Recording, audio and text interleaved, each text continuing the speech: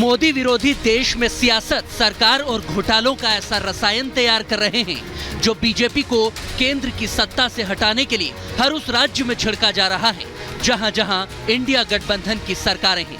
लेकिन घोटालेबाजों पर नकेल कसना मोदी बखूबी जानते हैं। इसीलिए तो हम पूछ रहे हैं, विपक्षी करप्शन का होगा दी एंड? मोदी का 24 में 400 पार कंफर्म? इस सवाल की वजह है भ्रष्टाचार और उस पर मोदी का ताबड़तोड़ प्रहार। क्योंकि भारत का नक्शा निकाल लीजिए, विपक्ष शासित बंगाल, झारखंड से लेकर दिल्ली तक जिस भी राज्य में उंगली रखेंगे, करप्शन के कच्चे चिट्ठे की पूरी फाइल सामने आ जाएगी। और इस करप्शन फाइल में नए पन्ने लगातार जुड़ते जा रहे हैं। कांग्रेस के नेता और छत्तीसगढ़ के मुख्यमंत्री रहे भूपेश बघेल महादेव सट्टेबाजी ऐप के मामले में अब ईडी की चार्जशीट में उनका नाम आ चुका है।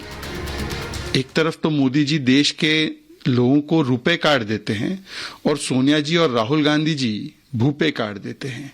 भूपे कार्ड का मतलब ये है कि 508 करोड़ रुपए उस कार्ड में डालो और भ्रष्टाचार करो, लूट मचाओ। हर व्यक्ति देश में लगभग अब ईडी की कार्रवाई को इसी नजर से देख रहा है कि औजार एक हथियार सा बन गया है भारतीय जनता पार्टी के लिए, विपक्ष के लोगों को दबाव में लाना और किसी तरह से कांग्रेस की छवि पे दाग डालना और चुनाव में उसका लाभ लेना। बघेल तो सबसे नया नाम है। कांग्रेस की करप्शन कुंडली तो राहुल गांधी और सोनिया गांधी तक फैली है। नोटों के ढेर की ये तस्वीरें तो आपको याद होंगी। झारखंड के नेता और कांग्रेस के राज्यसभा सांसद धीरज साहू के ठिकानों से करीब 300 करोड़ रुपए कैश मिला था। ईडी का तो काम है करप्शन पर एक्शन, लेकिन मोदी विरोधियों को उनकी ये कार्रवाई शायद रास नहीं आती।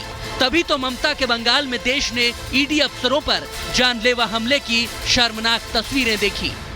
बंगाल में लोकतंत्र नाम की कोई चीज नहीं है।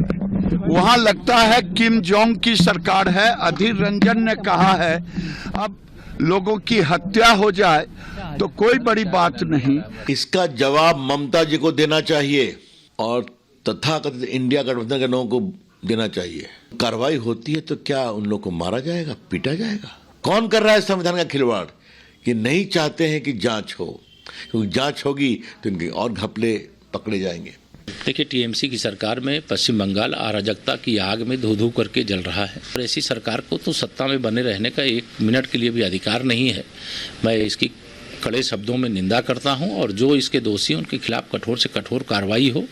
बंगाल के बवाल पर सियासी संग्राम छिड़ा है, लेकिन ममता के नेताओं की मुसीबतें बढ़ती जा रही हैं, क्योंकि कार्रवाई से बचने के लिए ईडी पर हमला कराने का आरोप झेल रहे शाहजहां शेख के खिलाफ लुकआउट नोटिस जारी कर दिया गया है। यानी अब वो देश नहीं छोड़ पाएंगे।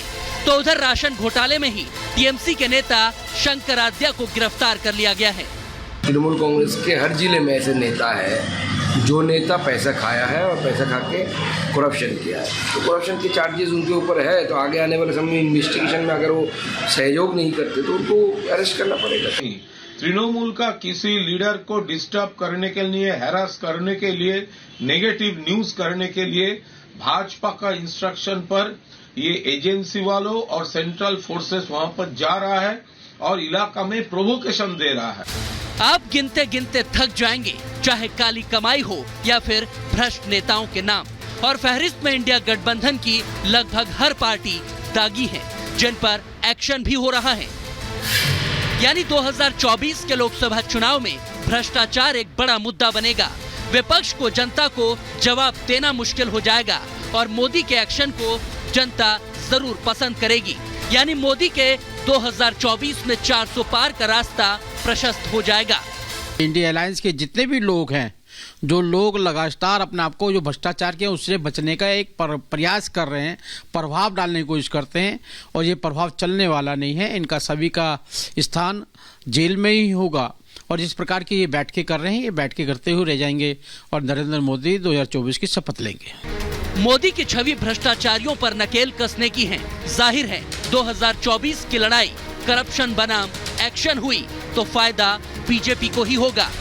एक एक कर विपक्ष के भ्रष्ट नेता जेल जाते जा रहे हैं। ऐसे में सवाल ये है कि विरोधी 24 में अपने करप्ट नेताओं को बचाएंगे तो मोदी को हरा सके उतनी सीटें कैसे और कहां से लाएंगे। Bureau report, Republic Bharat.